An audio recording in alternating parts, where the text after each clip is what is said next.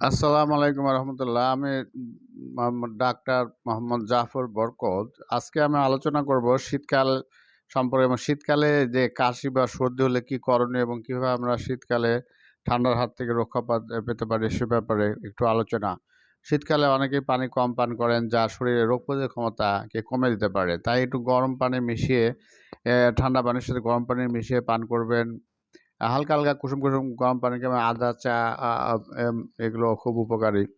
Coffee এবং ধুলাবালি এবং ঠান্ডা বাতাস এড়িয়ে চলবেন এবং পর্যাপ্ত শীতের কাপড়-চোপড় গলায় বাঁধবেন এবং মাথায় ঢাকবেন এবং পর্যাপ্ত পরিমাণে ঘুম এবং নিয়মিত ব্যায়াম করা উচিত এবং শীতকালীন যে শাকসবজি, গাজর, টমেটো এবং রোগ প্রতিরোধ যেগুলো করে সেগুলো আপনারা খাওয়ার চেষ্টা করবেন।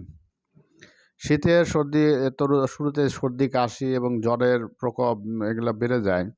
তো আবহাওয়ার পরিবর্তনের কারণে কিন্তু ভাইরাসের সংক্রমণ বাতাসে দ্রুত ছড়িয়ে পড়ে। এই বাতাস থেকে রক্ষা পাওয়ার জন্য শিশু থেকে বয়স্ক সবাই এটাতে আক্রান্ত হয়। তো বিশেষজ্ঞ চিকিৎসা বলছেন যে শীতকালে রোগ প্রতিরোধ ক্ষমতা বৃদ্ধি করা এটাই হচ্ছে সর্দি কাশি থেকে এবং রোগ প্রতিরোধ করার একমাত্র উপায়।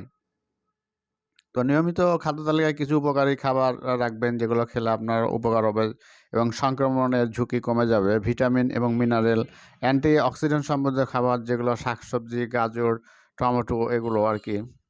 মূলা, বিভিন্ন রকম আদা একটা হচ্ছে শক্তিশালী অ্যান্টি ইনফ্ল্যামেটরি উপাদান, যে আপনার আদা রস করে খেতে পারেন অথবা আপনার চায়ের সাথে আদা চা খেলে আপনার গলা ব্যথা এবং ঠান্ডা সর্দির সংক্রমণ এগুলা রোধ করা যায় এবং চায়ে গরম পানিতে আদা মিশিয়ে আপনি খেতে পারেন।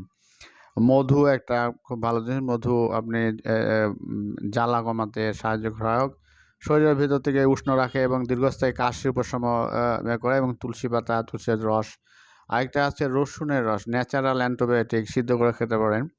জিঙ্ক, এলিসিন সমৃদ্ধ হয়, এটা ভাইরাস এবং ব্যাকটেরিয়ার সংক্রমণ রক্ষা করে। আর ভিটামিন সি সমৃদ্ধ ফলমূল, লেবু, কমলা, আ আ আ আপ আমলকি, বাতাবি লেবু এগুলো আপনি খেলে রোগ প্রতিরোধ ক্ষমতা বাড়বে। হলুদের দুধ, হলুদের কুরুমিন আছে, প্রদাহ কমায়। কুরমিন আজ রাতে দুধের সাথে হলুদ রস মিশিয়ে খেলে আপনার ঘুম হবে এবং ব্যথা-ট্যাথা এগুলো কমবে এবং স্যুপ এবং অ্যান্টিঅক্সিডেন্ট সমৃদ্ধ সবজি, গাজর, বিট, টমেটো এবং সবজি এগুলো খেলে পুষ্টি দেবে এবং ইমিউনি সিস্টেম বাড়বে এবং শক্তিশালী হবে। চিকিৎসকরা বলেছেন শীতকালে অনেকেই পানি কম খান, পানি কম খাবেন না। পানি দরকার হয় ঠান্ডা পানি মিশিয়ে খাবেন এবং ভালো থাকবেন। ধন্যবাদ। Please subscribe this channel. Thank you for watching this channel.